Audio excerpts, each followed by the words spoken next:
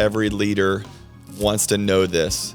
How can they best handle creatives on their team? What do creatives need, Brandon? Give them the space to be creative, because things take time in the creative world. They really do. Yeah, thinking of new ideas. I love what Mark Batterson says. It's change of space, change of place, change of perspective. So if your creative needs to go on a walk, let them go, because it will produce the best outcome for them and for you ultimately. So asking that question, how can I help you, in what you're doing right now? So good. So much of what we want from the creative world is output. And many times they just need margin. Yeah. And they need some space to dream and to plan and take care of them. Welcome to Made for More. My name is Aaron Burke. This is Brandon Martinelli, and we are going to talk all things social media today, help your social media game go to the next level. We're going to help you when it comes to your business or your nonprofit or even your church when it comes to social media. So it's going to be kind of a unique episode of Made for More. This podcast is for leaders to get better, to really help them walk into the more that God has for their life. And we can't do life these days without social media. And there's a lot of ways to make influence today on the social media world. When my wife and I launched our church 10 years ago, we built the whole team from Facebook and Instagram, and now the world's changed. And Brandon has come on my team and been a vital part of what the Lord's doing in Radiant and the ministry that I'm able to be part of. So Brandon, welcome to Made for More. It's funny because he is always on the other side of the camera.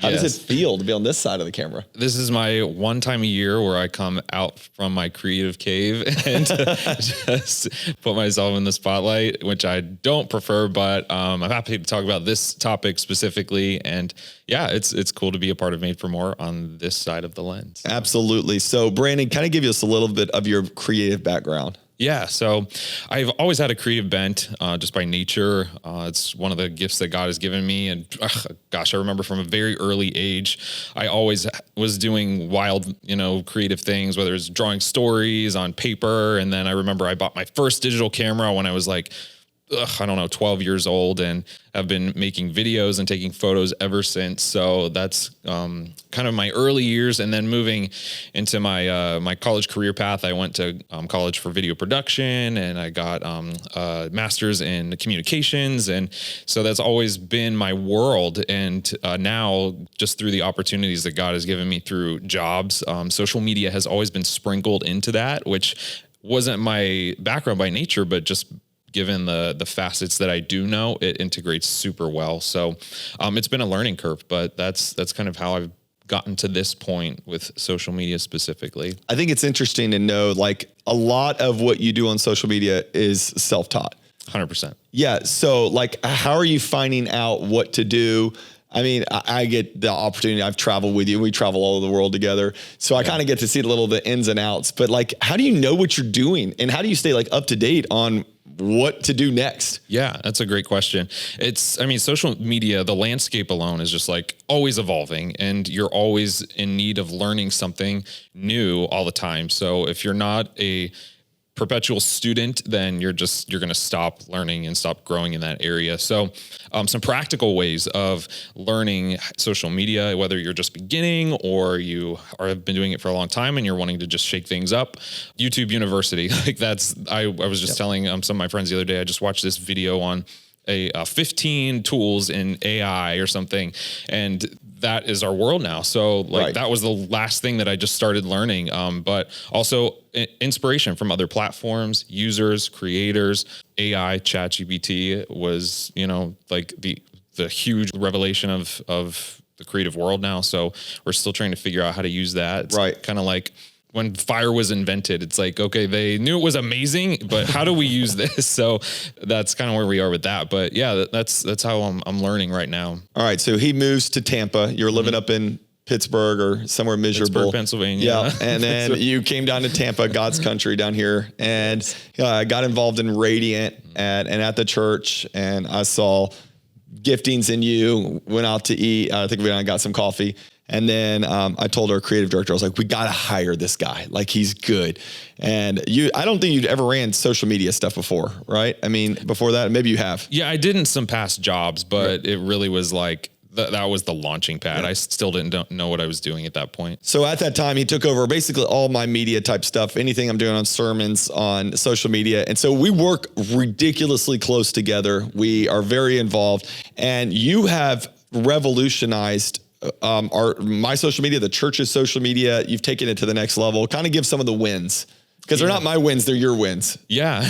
Well, I definitely share that win with you. Like, I take the execution side, but you are the content portion of that. So thank you. But to speak to my contribution to the church, I oversaw some of the church side of it, but I specifically was brought on to help Pastor Aaron elevate his online presence and start utilizing all the low-hanging fruit of content that was already available and how to put it out on social media. So some of the just numbers and wins and where we were and where we are with Pastor Aaron's social media specifically. So I came on staff about a year and a half ago at Radiant Church, and his following on Instagram was about 20-some thousand on the low end. Facebook was maybe about 6,000, and TikTok was pretty low because we had just started doing that. That was about, what was it, like 4,000, I'm pretty sure was where we started on TikTok. So everything had room to grow.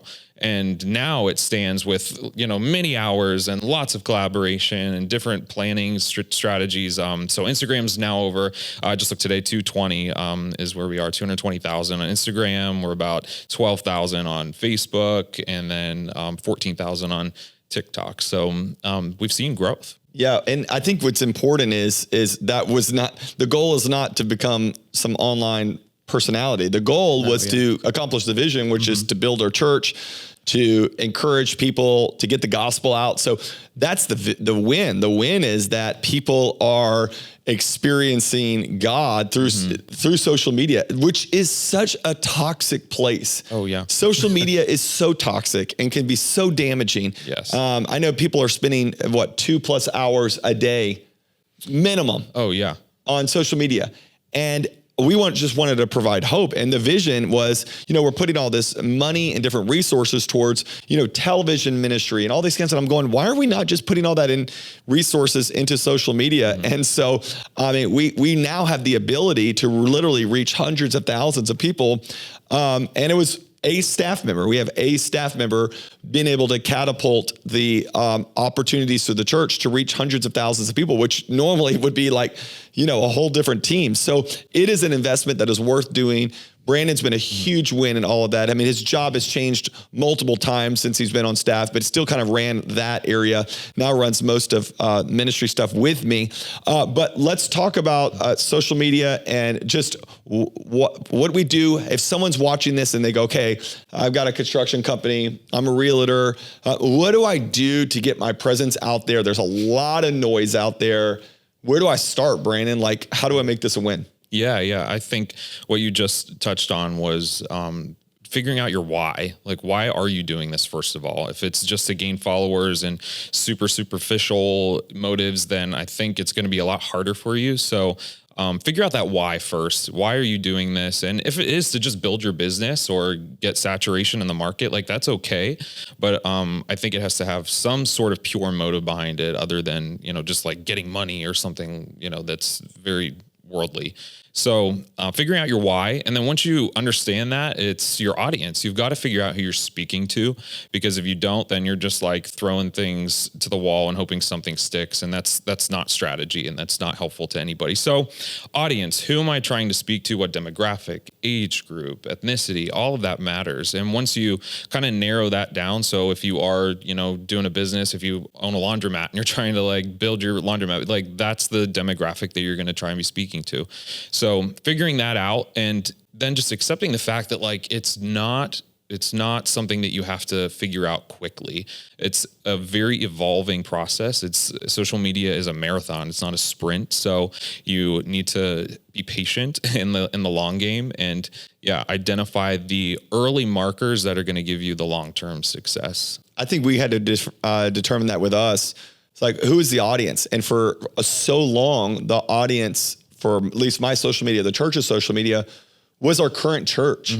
And that was honestly, it was a fail, because what we were doing is we were going, all right, great. We're going to put out sermon clips that people that were there on Sunday would love, or we're going to put out advertisements or events that the church is doing on our social media that people that attend our church will love. And we had to switch when you came on staff, and we had to define the audience. Like, who are we looking for? And I mean, it was like very clear to me that I'm looking for the person that's not at church, disenfranchised, really hurt. And how am I bringing hope to them? If they never sit through a 33-minute sermon on Sunday, will they get the gospel from this 30-second clip? Will that introduce them to it? And I remember, so we started this, a few years ago or so, and it was hard to figure out if there's wins. I love what you said, that it's a marathon, not a sprint, because you're going to do the right thing over and over and over. You're going to have the right post over and over and over again and not get the results. And that's okay, because we did that for a long time and had very little to no growth until eventually it just hit. Right. And we had the right clip go viral, and it's shocking. I mean, I don't even remember what the clip was. Maybe you do remember. I don't know. But I think it was a marriage clip. And this thing goes viral, and it goes all over the world. And what happens is then it goes down and starts filtering through, and that audience starts following. Then they start seeing all your other stuff. And I remember one of the times it's September 2022. Or 2023, sorry. I'm in London. And this is the craziest scenario. Coming out of my hotel, it's my wife and I and my father and mother-in-law. We're coming out of a hotel in downtown London, and a lady runs up to me, and she's like, Aaron Burke. And she looks at me, she's like, I cannot believe it's you. And I'm like, oh my gosh, what's the deal? And she's looking at me, and she's crying, and she's telling me that just a few weeks before, she lost her husband tragically. He dies. She is so depressed and so at a loss that she doesn't know what to do. She gets on Instagram, and my clip pops up on Instagram. This viral clip pops up on Instagram that brings her the hope she needs. She starts following me. She starts watching all these other clips. Then she starts watching the sermons on there, and she's like, my faith has been totally renewed. This saved me in the midst of my lowest place in life. And I thought, oh, it worked. And I remember I FaceTime Brandon right away, and I'm like, dude, this is not in vain. Like, people are actually getting help by this. So you got to think there's got to be a why that's bigger than you. And you've got to make sure you've defined who your audience is. I don't know how many people in the world are on social media. A lot. I just looked it up on ChatGPT. Okay. How much? 4.7 billion. 4.7 billion people. You're not going to reach 4.7 billion people. You don't want to reach 4.7 billion people. You want to reach the small group that is going to help you accomplish whatever that mission is that God has for your life. Whether it's that nonprofit you're trying to do, whether it's that laundromat business you're trying to build, whatever it is, you've got to figure out who that audience is and target what you're posting towards them. Yeah, that's very true.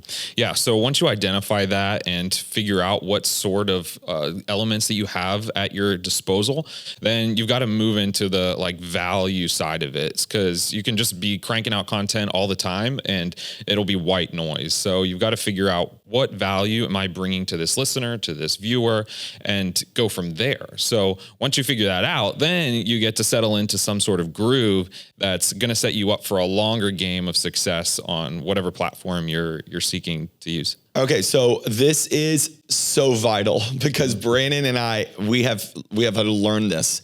If it doesn't add value, it's not going to push the vision forward. So you go, well, it's really valuable if people come to my event. So I'm going to post this about my event, and I want to challenge you with this. Be very careful with what you post.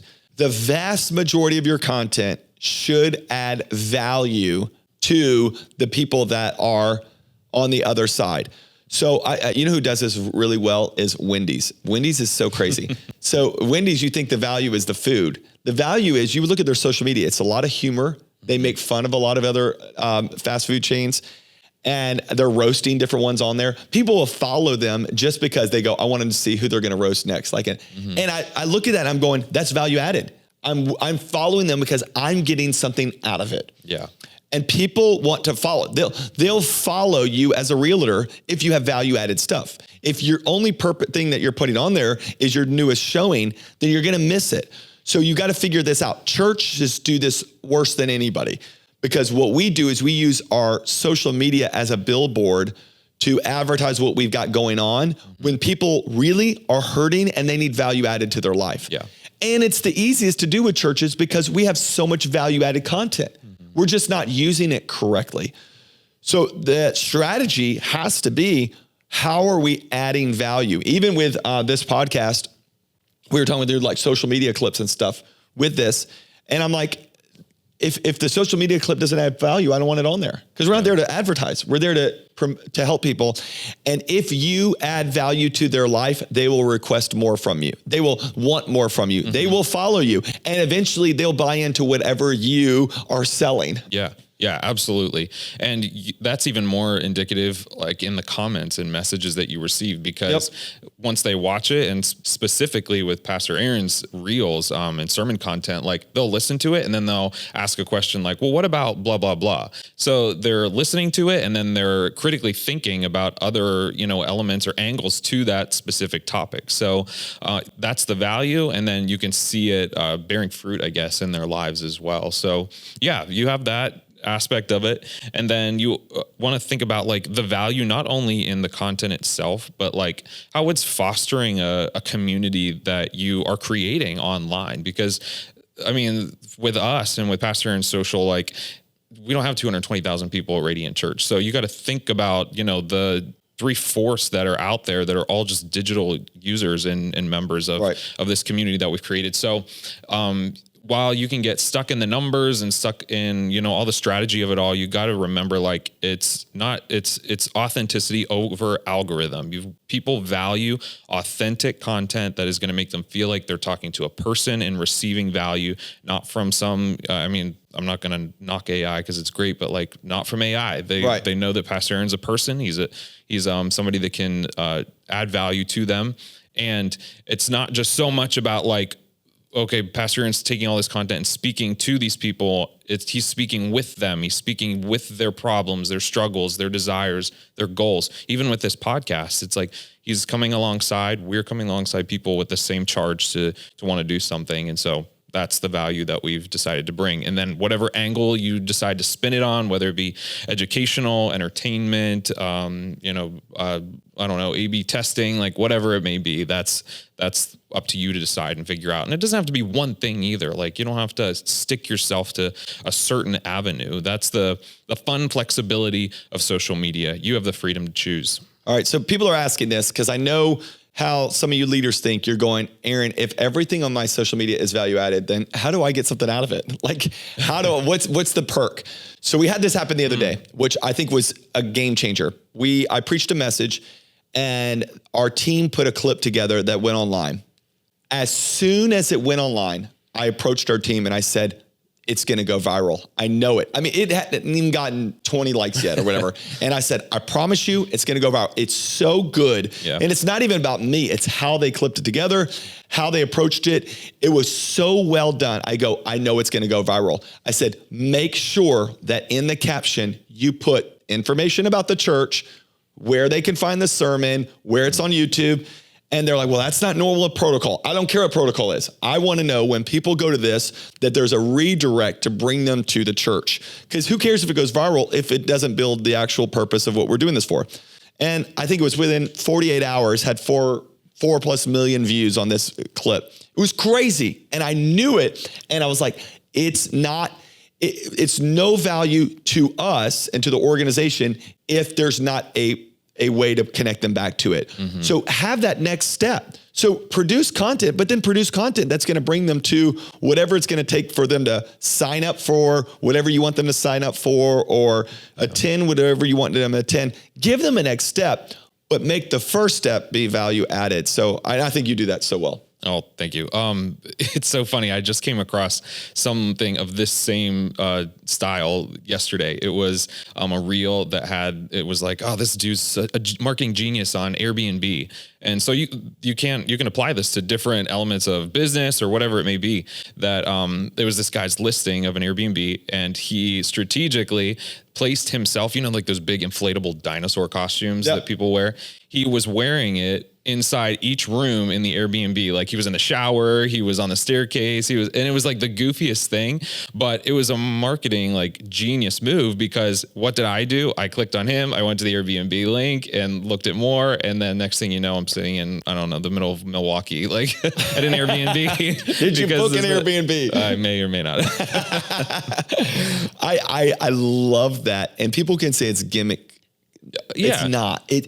It's so brilliant. There's so much noise out there. How are you pushing through the noise? Right. I think one of the ways that we've pushed through the noise is really focusing on the initial hooks whenever we put a reel out. The initial first few words, because if you don't catch them in those first few words, it's over. And not to put you on the spot if you could think of some, but like some of our best ones are those first few words, just get them. Right. Yeah. Yeah. There are so many different tools that you can use, and you can also talk about the different types of content that you are creating. I mean, we are super heavy on the reels. So reels perform, I think, 40% better than most other content. So that's just one thing to keep in mind as you're selecting your content type.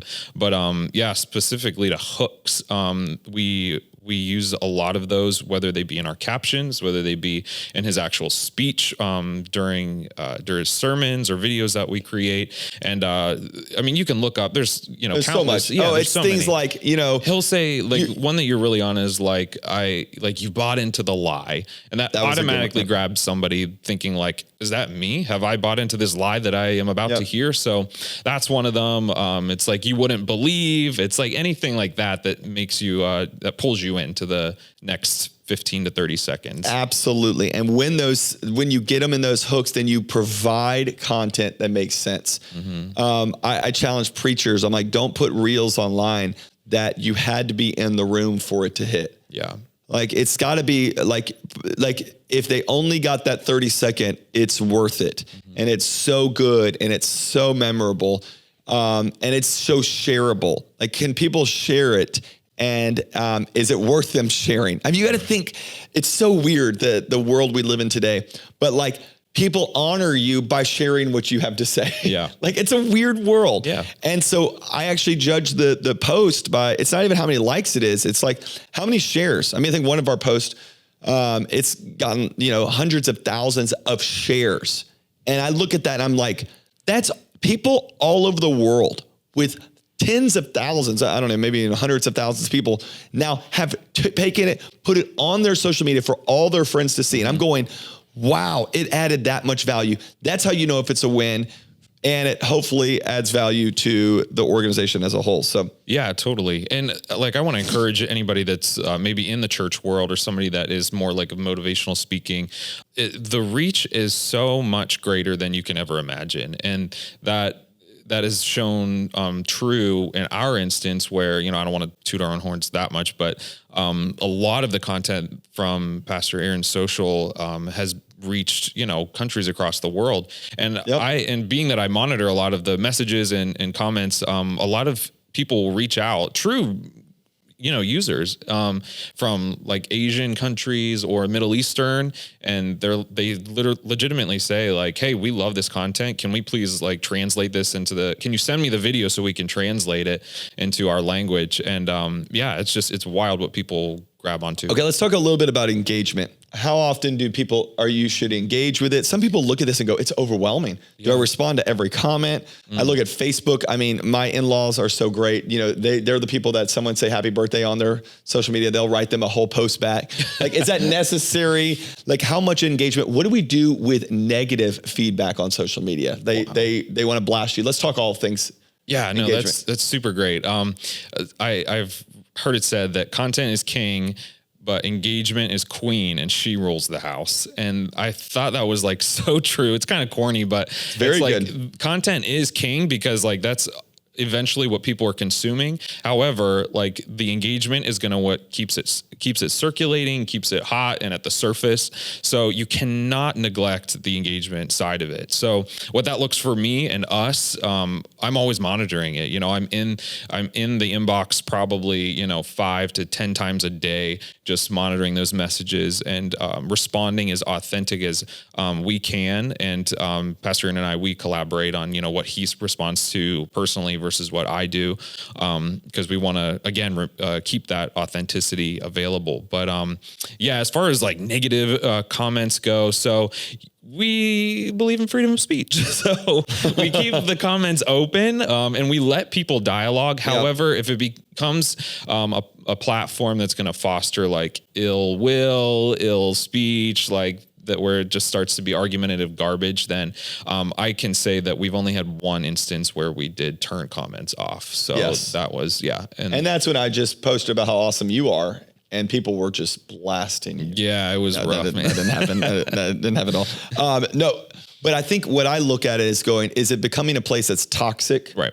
Like good dialogue is always important. People, I do stuff on marriage a lot. Relationships always hit. People always have struggles with relationships, parenting. Some of my best stuff that have ever gone viral, stuff on timing, God's timing, waiting patiently on the Lord. We all struggle with that. And then people will get in there and they'll dialogue, or I don't know if I believe with this because of this verse says this.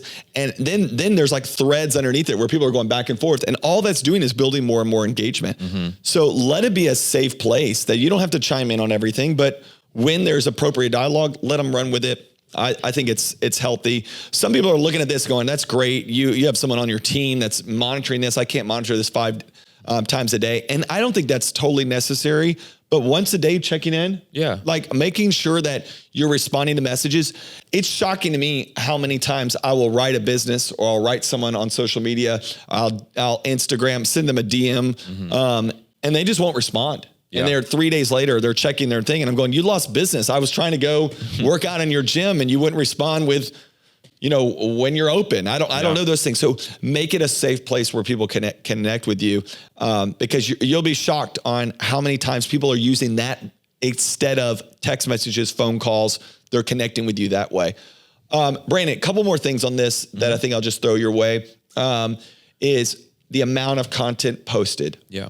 Is there a rule? Mm-hmm. Like what's your rule on that? Yeah, this is up for debate. Anybody can debunk my thoughts, but the average stats are different based on the platform. But we post every day. We in the staple is post from 1 to X amount of times a day. So depending on what that platform is, Instagram is our highest engagement platform, so we do cater to that one a lot, and we post once a day. However, like 1 to 3 is actually recommended for Instagram. But content frequency is almost every day if we can manage it. Instagram stories, those are super high on engagement rate, and they we say do that like about 15 times a week. So we're doing personal life. So, we kind of have pillars for Pastor Aaron, where it's like his pastoral life, his fitness life, and then like his fatherhood and husband life. So we kind of, categorize it in that way. But content type, we do reels super heavily. Carousels we've kind of leaned into recently, given the algorithm and how it's favoring that stuff, and that's always changing. So I always try to see what's trending and what we can keep up with in the current. So carousels, singular posts, a lot of swipe through stuff is doing really well right now. Okay, talk to me through any apps that you use that would be a help for people. Yeah. Apps that I use. So video editing, I use CapCut primarily, and I just use the free version, but there's a premium version that you can purchase. That's just good for basic video editing. I do like all my stories in there, and I sometimes go overboard, but I edit all my stories in there and make them a little bit more narrative based rather than just doing individual stuff, which is interesting because with stories specifically, I always bounce between like including a lot of videos in that sort of like chopped up narrative versus also doing like multiple videos to string it out, because there is something to be said about having like that comeback mentality where people are wanting to come back and see the progression of whatever you're posting about, whether it be like your travel or like even a CrossFit workout or something. Sure. It's like, I want to see the rest of that. So, CapCut. ManyChat is something that's kind of newer to this creative world. It's an automation for DM messaging. So the way it kind of works, and you can find a tutorial online, but like, comment blank in the comments below and I'll send you this. That's the draw. So for us, we use, comment sermon in the comments below and we'll send you the full video. That's kind of how we push to our full sermons and YouTube channel, get that stirred up. But those are some of the. Any other hacks basics that you got that you go, man, just try this? Oh, that's a good question. I remember we did early days. We did a lot of batch content. Oh, yeah. That was a big win. Batch content was basically where Brandon and I would sit down and we map out and we knock out 10, 15 videos, reels, and over a day or two, so that we had content to put, because to the idea of going, hey, let's make more content now. Let's do it now. Like we couldn't do that. We had to put it all in different settings. Yeah. So that was a big win of figuring out how to let's think of a content day, get it all done, and then outline it. And then I think releasing the pressure.